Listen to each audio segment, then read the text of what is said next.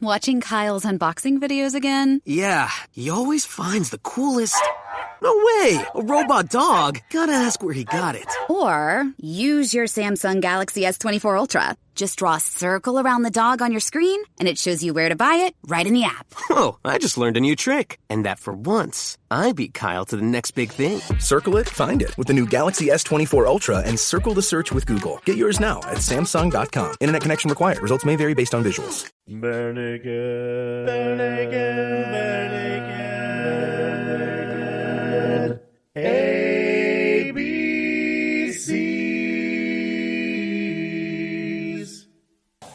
Welcome to the Bare Naked ABCs, where we discuss every single Bare Naked Lady song from 7 to Y. And from the very beginning, when I first decided when we were going to start this podcast, I decided that I had to start on a specific date. I had to have every single interview lined up ahead of time. No, like if we ever had anyone out, I have been pushing these guys to make sure they're here every single week because I had to make sure that we come to this song in the autumn. It worked. You've done it. I get it. Yeah, I see what you did there. Yeah. October air. Yeah. But joining me tonight, I have Aaron and Heidi and Betsy. Welcome. Hey. Hello. And I guess we would call him a guest this week, but I mean, I don't know if we're going to get him back full time, but we had to get him back for at least this week. We have Jeff joining us. Hi, everyone. Jeff! Oh, Jeff is back! Woohoo! Welcome back. I'm an alumni. Yeah, this is plug like Jeff, right? We could plug him. this is like when someone from the SNL cast gets really famous and then comes back to host the show. We can plug Stabby Road, which everyone needs to buy. It's like the Daily Show when they all came back to meet Jon Stewart. Yeah. Nice. Yeah, so Jeff is here. Jeff, do you want to tell people why you're here tonight? What is special? Well, I was informed that this is the last song off Born on a Pirate Ship, and I know in the past I was pretty vocal about this not being my favoriteest Bare Naked Ladies album. I think we've done songs that I've liked off this album, Old Apartment and Live With It Every Day. I like, but yeah, no, definitely wouldn't rank this as high for me on the album list. But I heard this was the last one off it, so I had to be back for it. Oh, of course. Maybe to redeem my overall score for the album. Would you say then that this song, Jeff, would be the equivalent of the final girl in the horror movie? This would be the final girl. Yeah. Yes. Nicely done there. Nicely done. So, Aaron, what album's on number? Well, I can tell you, it's from. I forgot the rules. Rules of the show. There's no rules. It's from Ladies and Gentlemen, Bare Naked Ladies and the Persuasions, of course. That's what it's from. from Rock Spectacle. So yeah, this week's song is When I Fall. If you have never heard this song before, here is a quick snippet. I wish I could fly from this building, from this wall. And if I should try, would you catch me if I fall? And it is best known, as Jeff said, from Bopes, but it is also known from Rock Spectac and also known from Ladies and Gentlemen, the Bare Naked Ladies and the Persuasions. And the Bathroom Session. Oh, I did not get the Bathroom Session. Oh my god. Oh yeah. See what happens when you leave, Jeff? I Caught you sleeping, Tracy. Caught you sleeping. But yeah, no, I mean, I definitely am kind of. Well, we'll get into it, but I definitely want to discuss the different versions. So this is the 5th song on the album. Interestingly enough, they put this between This Is Where It Ends and The Old Apartment. Okay. I'm not sure if that's where I mean, in a few months, we're going to end up covering like how we would reorder these. I don't know if that's where I would put this song. Maybe I definitely- come before this is where it ends. that would be more thematically appropriate for sure. Right after I live with it every day. I fall, and then this is where it ends. It's not the fall; it's the sudden stop at the end. Really, you got to watch out for. It's really more the smushing and the crunching and the internal organs just going. And then, oddly enough, what's left could fit in a shoebox. Nicely done. And of course, you have the spider in my room in there somewhere talking about squishing.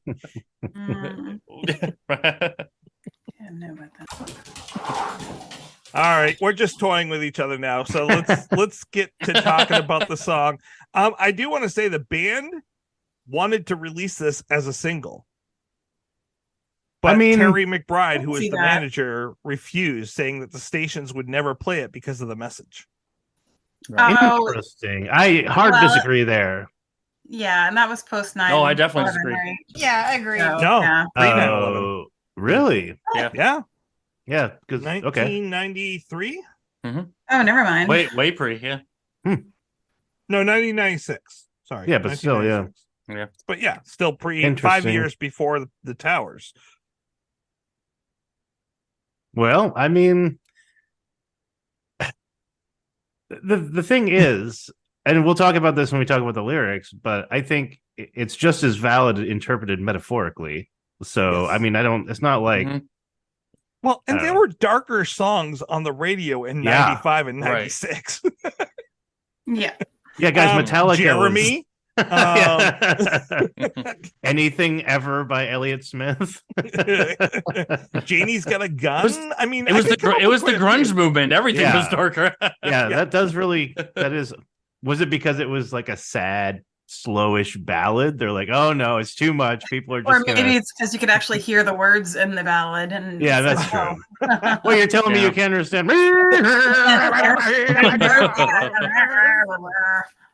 Not so much. Eddie, we know you listen. Come on the show.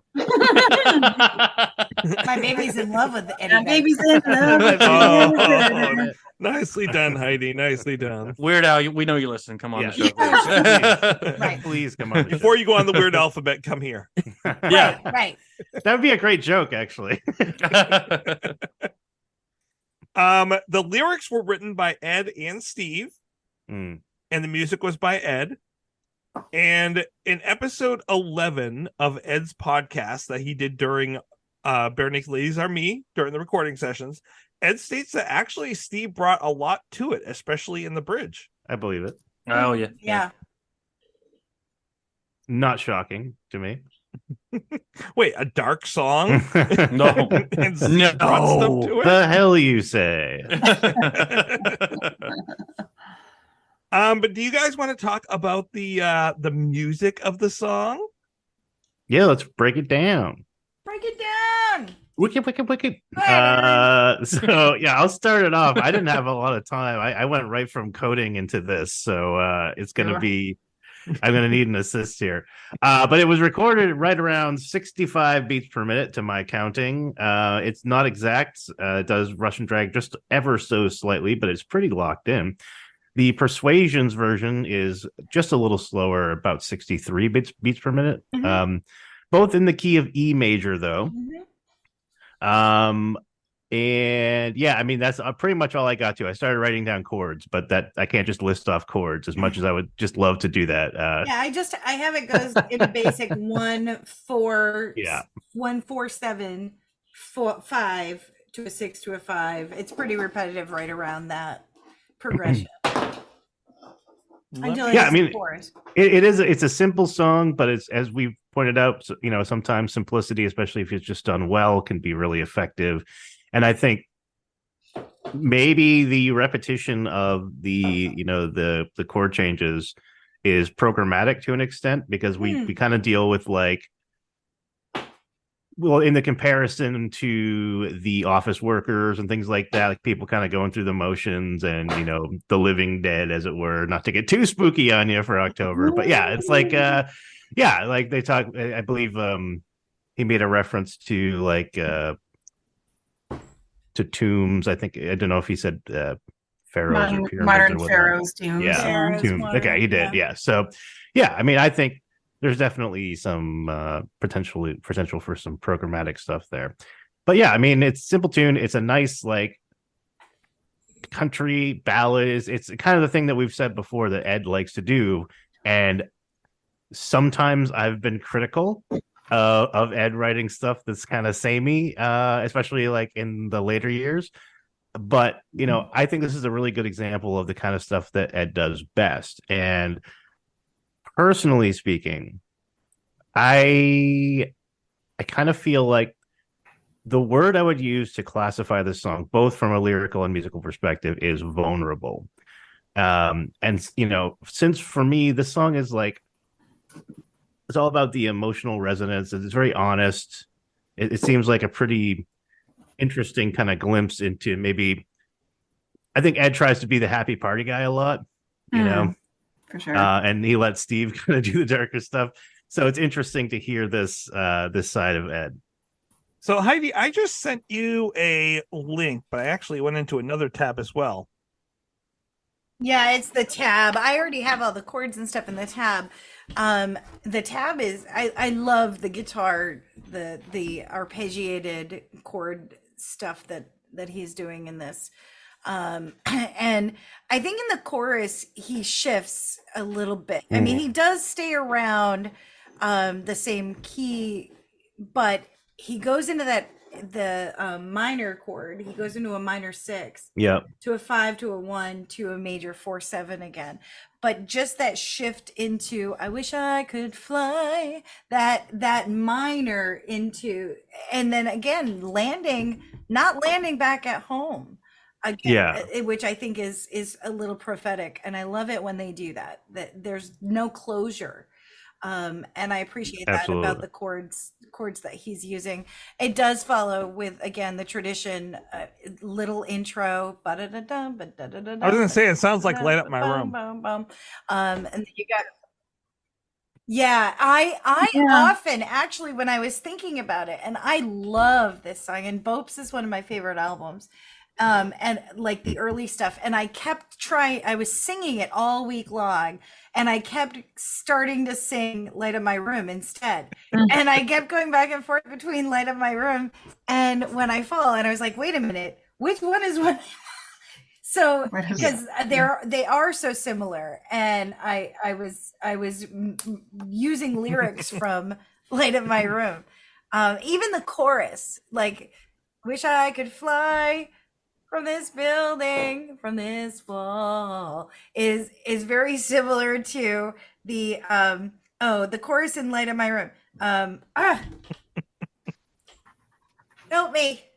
The hydrofield cuts through my Light Up My Room. But I'm thinking of the chorus of that. Hold on, I'm pulling it up. If you question now what I would do, like, because now I'm totally into. If you'd question what I would do to get over and be with you. Yeah, it's kind of similar in that I wish I could fly from this building. It's slightly different, but it still is reminiscent. They kind of are sister and brother to each other in some way. So that's kind of my favorite part of the song, though. I like that transition. It's a little unexpected the first time you hear it, and it's well, just the bridge really is the same as the chorus, right? In terms of the notes. Right. Okay. So it's not really a true bridge, I guess. It's more of a secondary chorus. I wish I could step from this scaffold. Yeah. That part. Yeah, he uses the same chordal stuff that he used in the chorus, but it's a little bit different. And it does say on here on Rocket Old School, which was done by Alan Vogel. Alan Vogel says that that Ed plays this capoed on 4. Yeah. Oh, it's capoed on 4. Yes. It's capoed on 4. So if you're capoing, the chords are in that key. So it would be like a C chord to an F major 7 to a G instead of like, but in the key of E, if you're not capoed up 4, it still is a 1 4 7 5 6 5 progression. It's the same progression, just in a different key. Right. The intervals are always the same, but yeah. No. Right. The other thing he says is that it's in a weird 3-beat time signature. Well, it's in 12/8. It is. Are we? Yeah. I don't think it's. Look, excuse 9, me. 10, I don't 11, think 12, 12/8 is all that 3, weird. 4, 5, 6, 7, 8, 9. It's an odd time signature. Well, no, it's not. Which you can still do in 4. It would just be 1 and a 2 and a 3 and a 4 and a... Right. Yeah, you could write it as triplets. Right. As well. I think where I really notice it more, I hear it on the album version, but on Rock Spectacle, I hear it in Tyler's drums, especially on the last chorus, because he's doing it. That's where I really hear it. Yeah, absolutely. That's cool because we don't get a lot of those, but it's really great when they do that. It's probably my favorite time signature. Like, I like weirder stuff too, like getting into like 5 and 7 and 11 and weird stuff, but like 12/8 is, I love it. It's a great feel. You're love such triplets. a music dork, Aaron. I am not guilty a as charged. dork. Not you at all, though. Not at all. No. Well, the notes that I had about this, what do you have, Betsy? We've let the music geeks over here talk for a little bit. Well, I can't really, break down the chorus or anything, or music wise. I like that same tempo too. It kind of like engages, like I find myself like rocking to it. It's very catchy. Music wise, I like that it's stripped down because it feels like he's kind of emotionally kind of stripping down and being very, like you said, very bare and very honest and vulnerable. He's stripping down, he's getting bare. Keep going. He's a bare was naked this, was this the bare naked? Was this the naked song on the album? I know. Thank you. No, that wasn't. No. Which one was it on Boner on a Pirate Ship? The one that was on this was not on the album. Oh, it was like released as a B-side or a rarity. Anyway, sorry, I didn't mean to interrupt. Oh no, you're I didn't have were we just speaking to like the music component, or did you want like more just the music for now, and then we'll switch over. Yeah. I mean, I love Jim's arco bass playing on this. Yeah, absolutely. Kind of getting like sad but beautiful, kind of. Getting the bowed strings in was really nice. As hilarious as I think it would be to invite Jeff on after not having him on for like a long time and then just talking over him the whole episode. Jeff, would you like to chime in? Oh, come on, that'd be amazing. I'll just throw in some random burst of laughter here and there, and then we'll just call it. No, I know. I actually did take notes on the Bare Naked Ladies song for the first time in like a long. It was weird, but yeah. So I actually did do some. Most of my notes are on the lyrics, of course, but I did do some music ones. And one of the things I wrote is that because I did listen to it a few times again when I knew I was coming on. But this is one of my favorite Ed vocals. Ed just sounds so he crushes good it. in this song. He really does. So good. And then like you listen across the board to the different versions, the Persuasions, the Rock Spectacle, even the Bathroom Sessions, you could tell this one means a lot to him because he just sells the vocals on this, and just these little flourishes that he does throughout. I love. I wouldn't be me if I didn't shout out Kevin, and the piano on this is fantastic. There again, now you're gonna hear a common trend, which is this is one song where I really prefer on Rock Spectacle. That doesn't always the case that I prefer the live version, but this is one that I definitely prefer rock. And you can really hear just Kevin just going to town with those flourishes, like that last chorus. There's just some stuff happening in there. I don't know. I'm not as the technical, but you can just feel it in Tyler's percussion and Kevin's piano. There's just some really cool stuff happening in that final chorus. And the other thing I noticed is I love the word painting on it, on the chorus. I wish I could fly. Fly goes up. And then, would you catch me if I fall? Yeah. He actually does the word painting on the fly and fall. And it's really really nice. It's really well, nice. And as he's repeating when I fall at the end of the song, it's slowly fading away as though he's falling. I like the Rock Spectac version myself. I feel that, and I hate to say this, but we just had Michael on a couple of weeks ago, but I feel like Michael's mixing of this song on Boy on a Pirate Ship doesn't work for me because it gets a little too quiet when he mixes it quietly, like when it goes I low. agree with that. Yeah. Versus the live version, like it goes quiet, but there's still power behind it. And I mean, that was Michael's mixing as well. So, Michael, I just like your mixing on the second time around, not the first time as much. That's interesting because I actually wrote. Now, were you talking about the Persuasions or about the Rock Spectacle? Rock Spectac, yeah. See, I haven't heard that. You did not put that in the drive. Yes, so all I had Mm-hmm. was the Persuasions and the Born on a Pirate Ship version.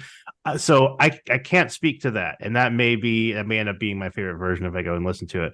But I prefer the Born on a Pirate Ship version to the Persuasions, even though I really like the Persuasions. I love what they do, the vocals. I liked having the bowed strings in the Born on a Pirate Ship version, and I actually wrote a note that I noticed how quiet at times the Born on a Pirate Ship version was, but I think that fits in very well with, again, the song being very kind of vulnerable and coming from a place of maybe this isn't, I don't know, if you take something like, if you have a broad range of like vocal power where you've got, Stephen Page belting out Break Your Heart on one end, and then you've got kind of Ed quietly, kind of just wearing his heart on his sleeve in this song. I think both extremes of that dynamic can be really powerful in their own way. So I did enjoy the quietness of this song. It's a very long way to say that. Now that you're saying that, I actually do think, at least with Pirate Ship, these are the ones where I do prefer the Rock Spectacle versions more. The Rock Spectacle songs are the ones I think I would pick on Rock, or I would pick that I prefer rather off the than Born on a Pirate Ship.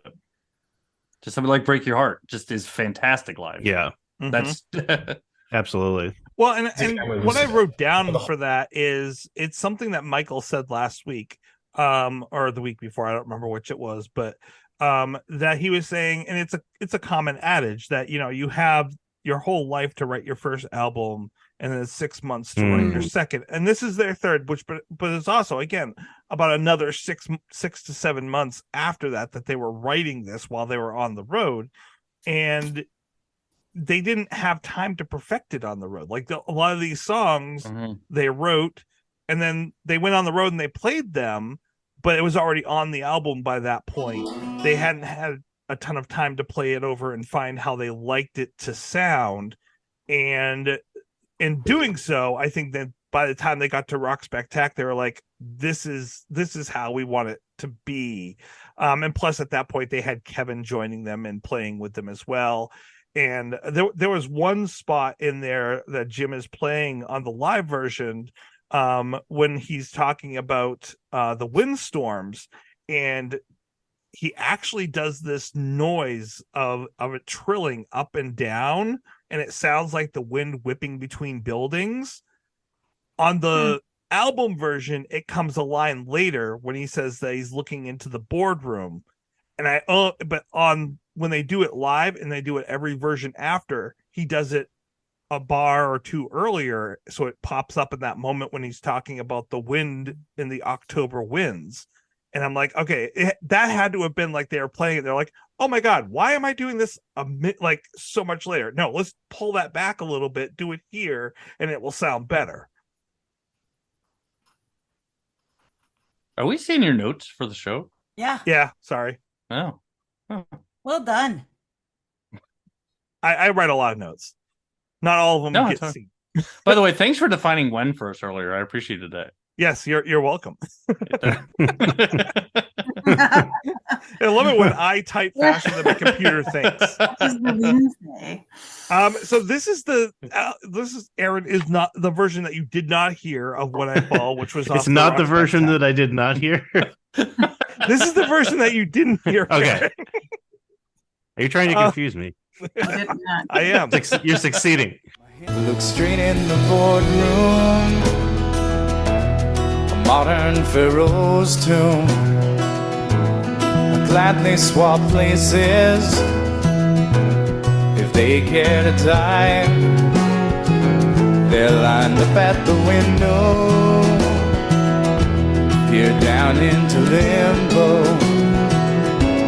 They're frightened end of jumping in case they survive.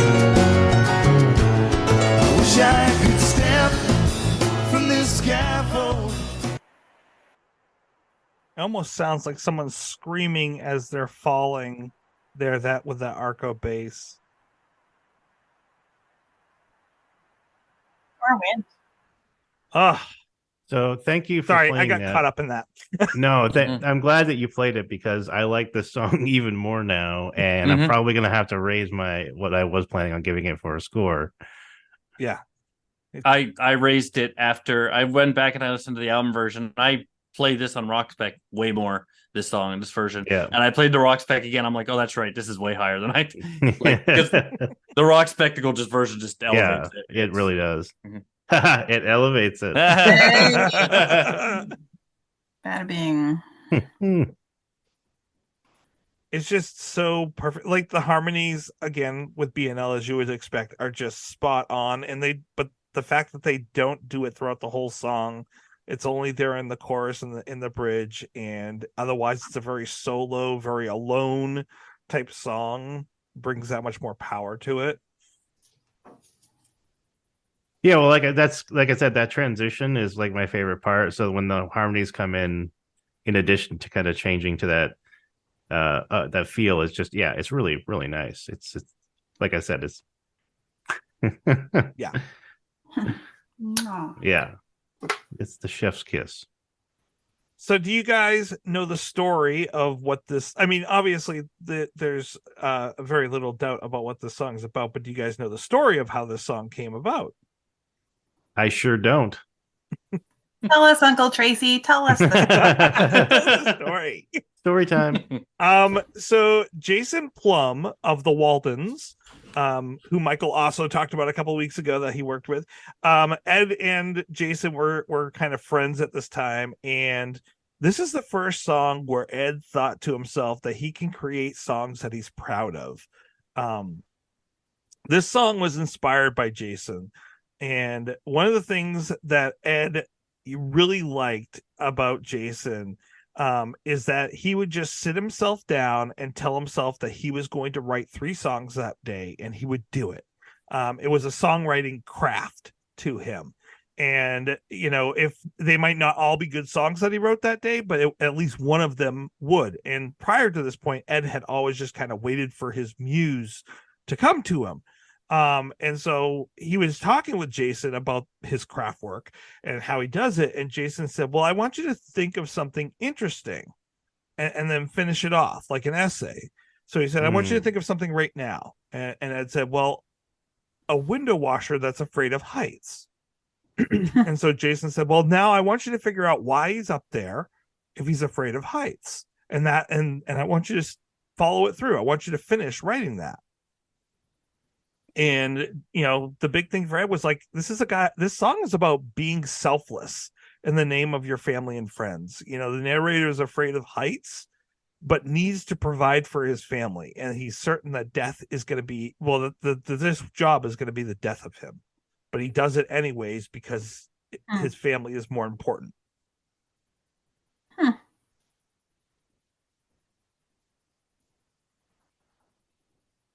That gives it a nice depth. All right, then. So that's the show, everybody. Thanks for joining us on Window Washers Afraid of Heights and other weird. Now, one of the things I wanted to say is this is what I am missing out of modern BNL. This is the stuff that we would get with the early BNL. We would get the flag. We would get this song. There's so many songs that were like this. When I Fall, Just a Toy, Call Me Calmly, Straw Hat, and Dirty Old Hank. Like, they're not songs about them personally. They said what if, and then took that song and wrote it to its full completion. And we got a lot of that early on. And it seems like with today's BNL, I can't think, as I'm looking through and looking at the songs that Ed has written for the new album and for the last album, I don't see any songs where he does that. I see a lot of songs that Steve does in his writing today where he does that. but I don't see anywhere Ed does that. And it makes me sad because Ed is an amazing storyteller.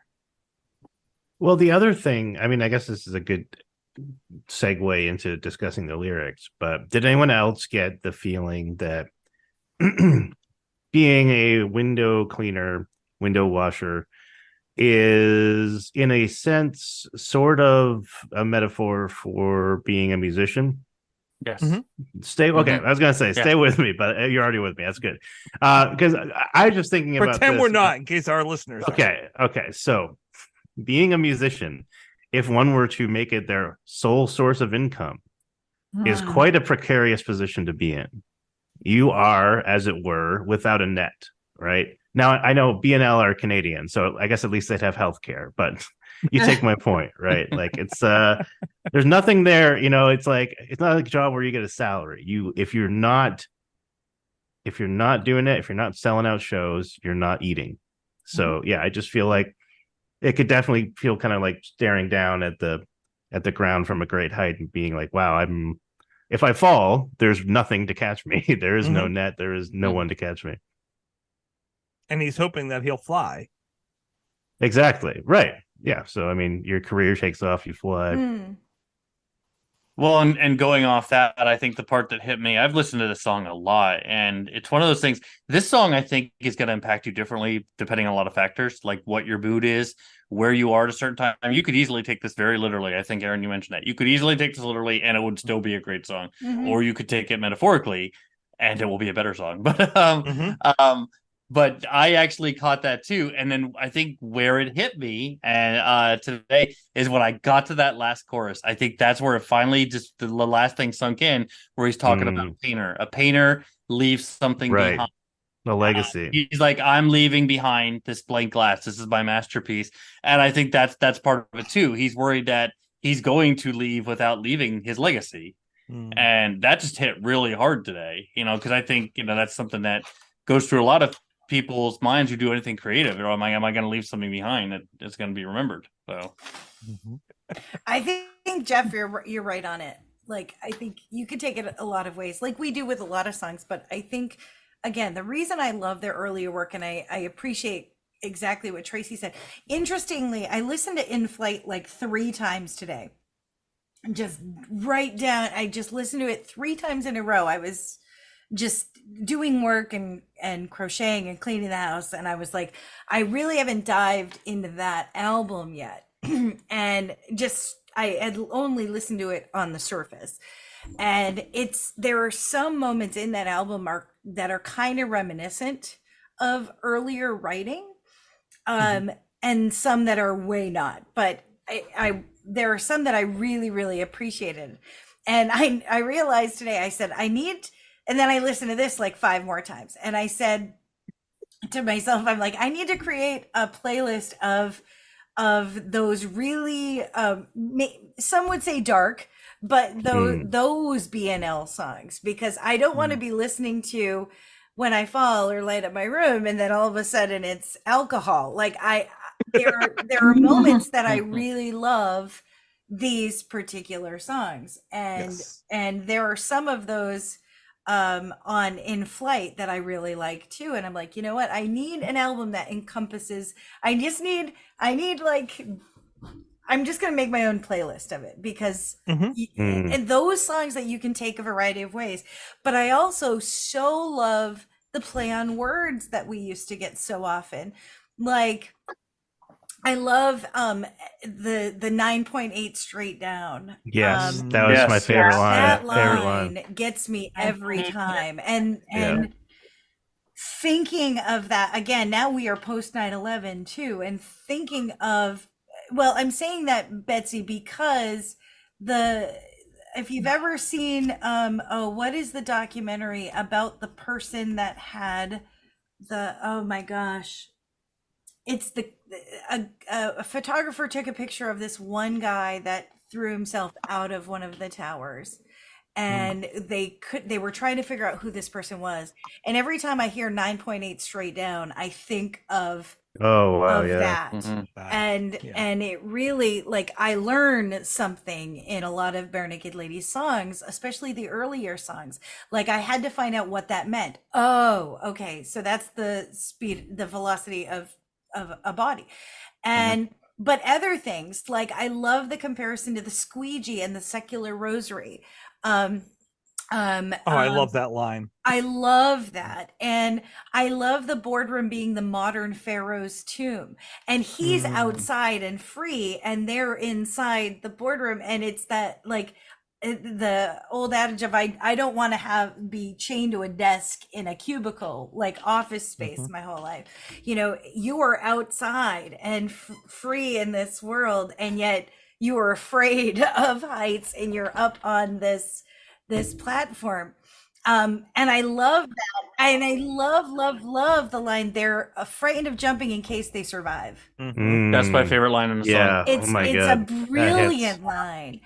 Brilliant line. And I think that brings up that juxtaposition of, like, they're afraid of surviving. He's afraid of death. I mean, they're in completely different spaces in their life. Like, he gladly swap places because he wants to live. He doesn't want to die. And I think, and the chorus, this chorus, every time I can sing this over and over again. The harmonies are so beautiful. And on a soft green, I love the way he does. It's almost like I imagine, you know, in Matilda, where the Trunchbull throws the girl out in the thing with the details, and she softly lands on the green meadow, and I'm like, on to soft green pastures, shopping malls away. Nice. And I love the way that chorus comes across every time, and it's more of thinking.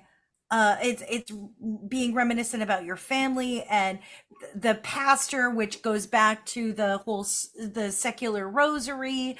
So there's so much connection in this and so much great wordplay, and it's not punching you in the face with it. But I also love, I look like a painter behind all the grease, but painting's creating and I'm just erasing. But a crystal clear canvas is my masterpiece. I always think of that when I clean my bathroom. I'm like, it is so clean. This is my masterpiece. It's a crystal clear canvas. There's just that stanza slapped me in the face today for some reason. I've heard it so many times, and I heard it like anew today. Like, I don't know, for some reason the meaning just like smacked me today, and I was like, wow, that is so good. Yeah, it's such like good writing. The fact there. that he sees his life as useless, like, it will be gone tomorrow.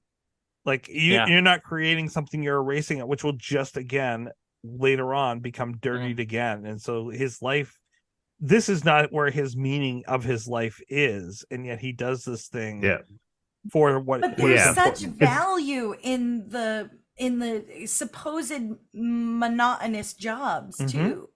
Like, oh my God. So please finish, but I want to follow up. Please like, I'm thinking of often of the things that, like, I'm going to be selfish here, but the things that I do to make sure, like, the kitchen will always be clean when I go to bed. And yet my husband, who's the cook, destroys it.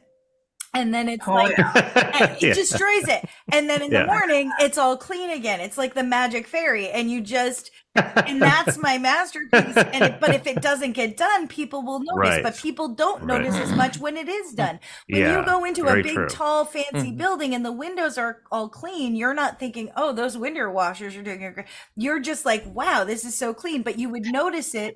If you don't notice it when it's clean, but you'll notice it when it's dirty. So it's that level of impact for these seemingly menial jobs, which are not at all, because it's a really, I think this piece, this music is a piece of art in itself. It really is. It really, well, so two things. First, the next time I see really clean windows on an office building, I am going to think, wow, the window cleaners did a great job. But second, have you thanked a window cleaner today? We really all should. We really all should. It is kind of a terrifying job. Yes. But like, So yeah, I mean, well, I got so excited when you were talking there, Heidi, is because it kind of aligns with my own philosophy. So I'm an absurdist. Are all you familiar with Camus' The Myth of Sisyphus? So like you probably know. Isn't that the rock? Yes, up the hill, the rock up the hill. The rock kept rolling back the hill. Yes, in Greek mythology, Sisyphus was cursed to have to roll a boulder up a mountain, and then as soon as it got to the top, it would roll down the other side, and then he had to go and just do it again. So like this was like a metaphor that Camus used, basically like this was during when existentialism was very chic, and a lot of people were like, "Oh, this is really depressing. There's no meaning to life." But there were different responses to this. And one of them was like Sartre with like more classic existentialism was like, well, it's kind of exciting because we can write our own meaning. There's no prescribed meaning for life, but that doesn't mean it doesn't have to have any. It means you can be the author of your own story. And Camus took it a step further and was like, well, look, maybe let's just take it as read that it is meaningless. But like, what does that really mean? So he kind of retold the story of Sisyphus and cast him as this hero, a heroic figure struggling against the supposed meaninglessness of his task.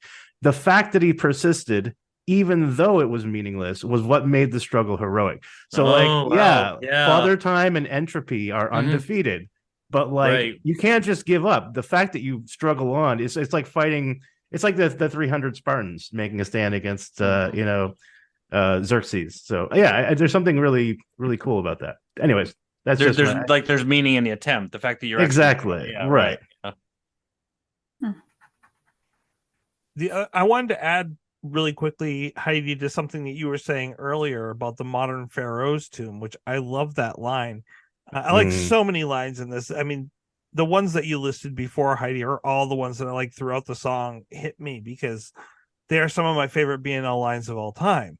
But it's interesting, like here's this guy who would gladly trade places with them, but also like doesn't want, like he's happy kind of with where he is in life, but just not with his job.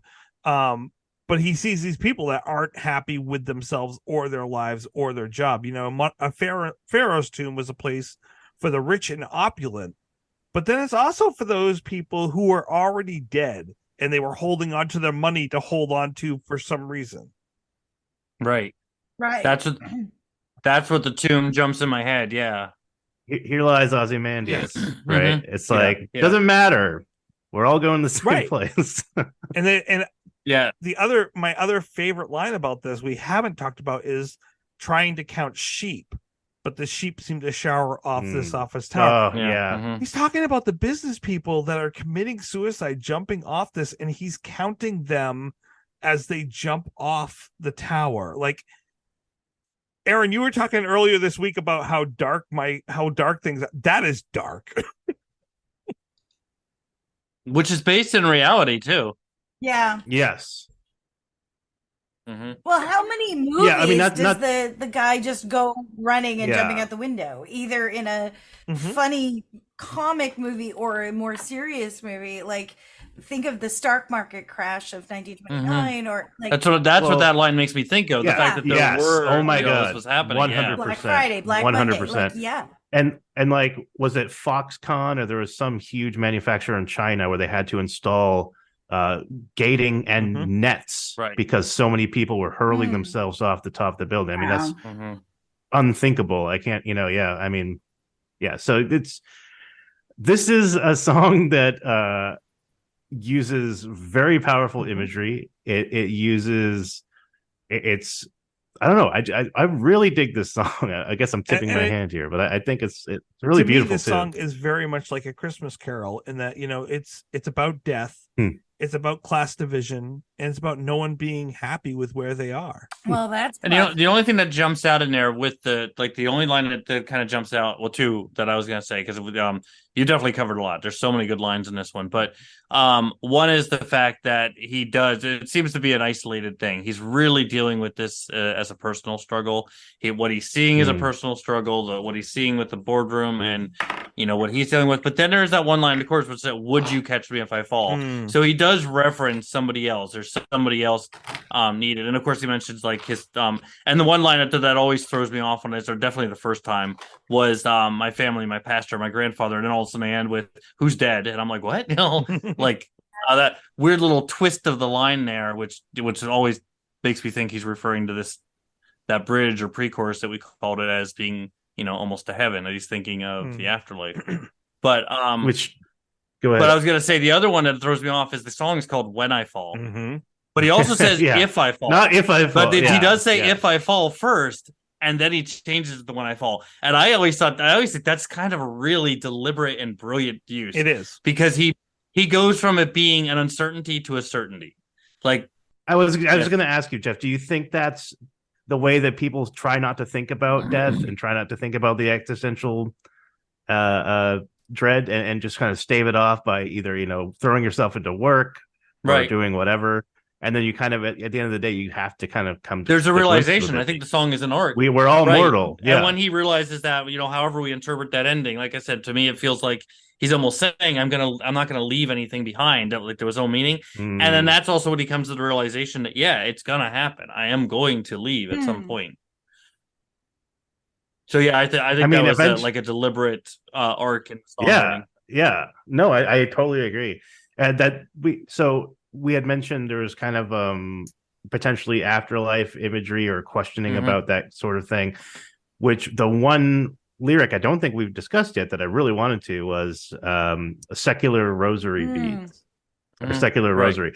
Like I love that idea because it would be like, something that you're kind of clutching when you're feeling like things are out of control, out of your hands. A Catholic would have the rosary. And the window cleaner here has a squeegee. Well, and you've written lyrics, right, Aaron? So when you like lyrics, there's filler lyrics and there's deliberate lyrics. And when I hear secular, I like my first instinct is okay, he's just trying to fill those three bars until he gets to the end. But I don't think so. Like every other word and line in this song is so deliberate. I think that secular is actually an extremely important word, especially when faster. We know Ed is not particularly religious, so right? I think little of him. So what he's holding on to is very ethereal. It's very earthly. It's not spiritual. Yeah. Right. Yeah. No. Absolutely. The more we talk about this song, the more I love it. So before we transition to the ratings, I do want to tell a little bit of a funny story. The trouble with Tracy is there's no trouble with Tracy with this song. Ed tells the story somewhere. I don't remember where I saw it this week. I wrote it down. That one time in sound check, he made the mistake of singing. While he was singing, he said, "I can't look below me." Did I just say blow me? And now he can't sing the song without thinking of that every time he comes to that lyric. Now I can't think of it. Wow. No. Yeah, right. And Steven loves this song as well. He has played this song 7 times on Live from Home. Oh wow. Understandably. Seems like a good fit for that format too. And BNL has played it 78 times as well. It is important to note that after September 11th happened, they did not come back to play this song again for another 3 years. So there was a big space, and then the next time that they played it was at the Cumberland County Civic Center in Portland, Maine. That was their next time after. Oh wow! We know you listen, so come back to Maine, please. And they did play it 3 times this year on their tour. Nice. Our concert that we went to was not one of them, unfortunately. Unfortunately. Jinx. Well, would we like to put some numbers to this song? How many secular rosary beads? I was going to go with how many sheep, but sheep was also very good. I actually was going to go with sheep, but that's not my job anymore. So I'm just going to. Actually, no, we have to go with it because Jeff. But I like it was Jeff's job. Squeegees is just a fun word to say. I think Yeah, I defer to Jeff certainly. I mean, he's counting sheep, so Yeah, exactly. Well, then, Jeff, why don't we have you give us the first numbers then? Okay. So I think my score when you first DM'd me today, and I immediately thought of the song, and I was like, okay, let's make this work. I already had a score in my head for this song, and we all, like I said, and one thing I love about Bare Naked Ladies, I tease like Bopes, and we all tease the ones that might not be our much of our favorite albums, but Bare Naked Ladies is so eclectic in what they do, and of course they're going to have albums that some of us like more than others, and songs. So I thought of this album and everything, and what I've rated some of the other songs on it and all that, and I sat down to listen to it tonight, and right off the bat I was kind of swept away with it, and remembering how great the lyrics of this song are, how great Ed sounds on it, how great they all sound as an ensemble. The walking bass, the Tyler Kevin doesn't play on the album, if I remember correctly. He doesn't play till Spectacle, but the piano and everything. And then I played Spectacle, and boom, like without even thinking about it, it just was momentous. It just sent chills down my body. And then like I said, I got to that final stanza and heard it anew for the first time, and just the meaning and the depth of the song and how it can be taken in so many ways hit. And it's just like I like the words kind of just escaped. I'm like, this is a perfect song. It's a 5. I know this is gonna seriously affect my Bope score, but I can't not give this song anything less than a 5. It's a perfect song in my eyes. It's just everything I want to hear in a Bare Naked Lady song. It's got the clever lyrics, it's got the harms, it's got the you hear all the ladies apart so well, and it's just, yeah, this is a 5 for me. All right, what about you? I came back to drop a 5 on you. You dropped a 5 on me. Heidi, how about you? I love this song so much. It's one of my go-tos, and and this is the song that made me say today, after all these years, I'm just going to make a playlist of these songs, because sometimes you just need these songs. And this song has always been one of my favorites. The harmonies, the lyrics, everything. So this is a 5 for me as well. Okay, we got a pattern going here. Let's break that pattern, Betsy. Rather presumptuous, sir. I take exception. 2.5. No. I love this song for a lot of reasons. I love how genuine and how raw it is. I love the wordplay, which they are always so good at. Whenever this song comes on, you have to just like stop and like commit to it, because it just like grabs you. And I don't know. It's probably not a 5. But for me, I think it would be probably like a 4.8. Wow. That's respectable. All right, Aaron, what about you?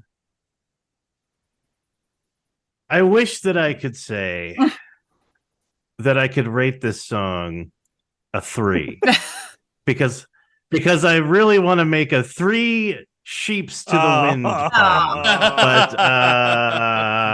found a way to work it in. That's not going to stop me. But I don't know. This is really tough, because I was leaning towards low to mid 4s, but then I heard the Rock Spectac version, and that's really, really nice.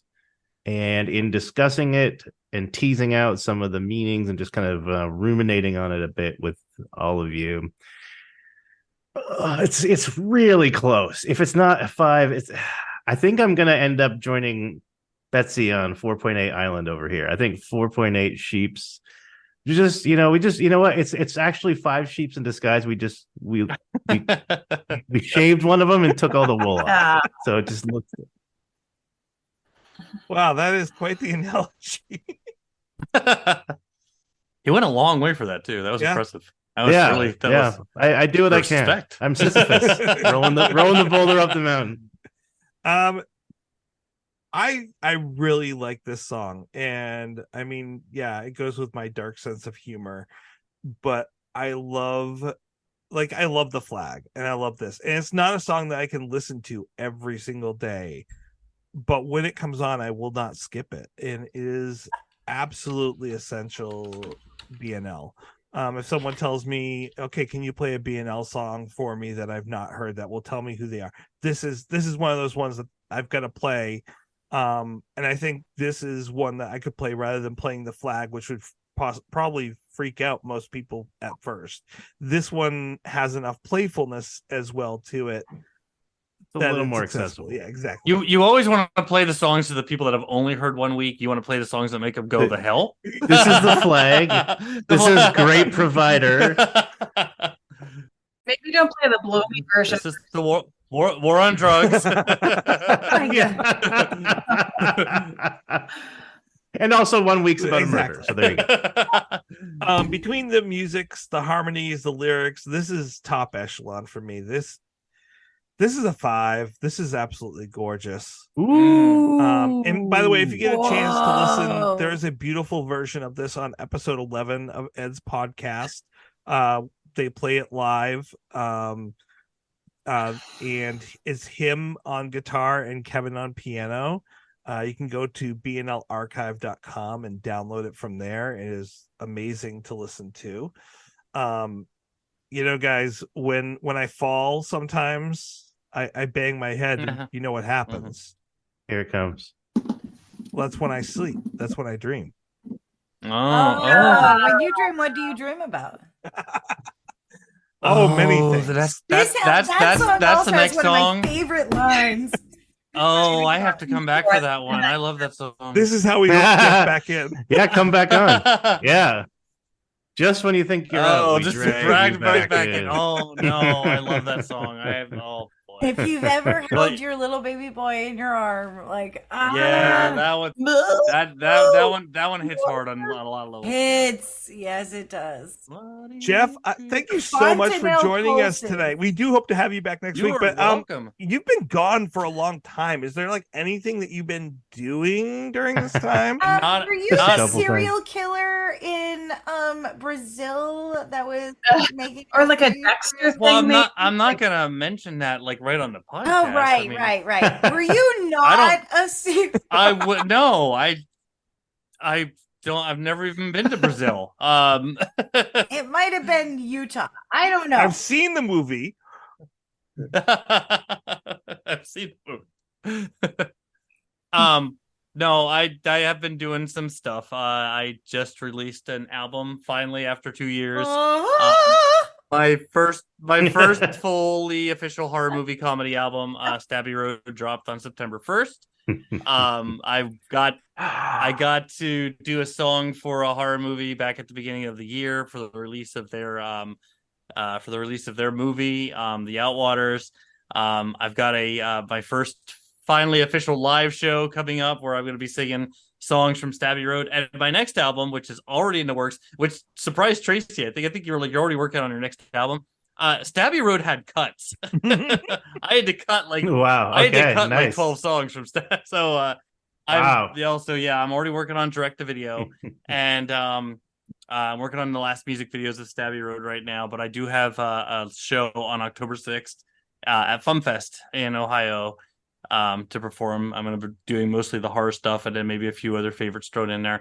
And yeah, there's one other big thing that I was working on. I started working on a few months ago, which I have not been able to publicly say, but very, very soon I will be able to reveal that. And as soon as I can, you're going to know it. See, what you'll do is you'll record it when you come back next week, and then I'll be able to put it in for this week because it's released after.